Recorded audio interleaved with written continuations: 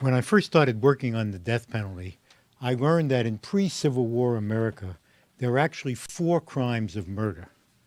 The first crime and the most heinous crime was a black killing a white, which was subject to the death penalty. And then there was the lesser crime of a white killing a white, and then the lesser crime of a black killing a white killing a black, and then finally the crime of a white killing a black person, which was barely a crime at all.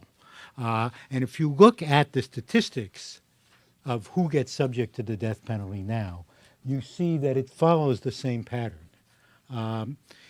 I believe that the reason the United States is the only democratic country in the world to still have a death penalty is because of the belief of many Americans that that is the only way to prevent blacks from killing whites.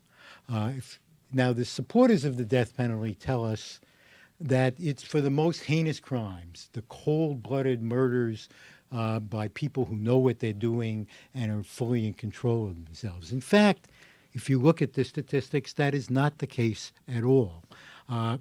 If you are white, you are very unlikely to be subject to the death penalty. You're much more likely to be subject to the death penalty if you are not white. You are much more likely to be subject to the death penalty if you are poor. You are much more likely to be subject to the death penalty if you have a mental illness or a mental problem that can prohibit you from functioning correctly. And you're much more likely to be subject to the death penalty, obviously, if you live in those states which still enforce a death penalty. It is time, I think, as the speakers have already said, for those of us who know the evil of the death penalty, who know the racist roots of the death penalty, to say it is time to stop.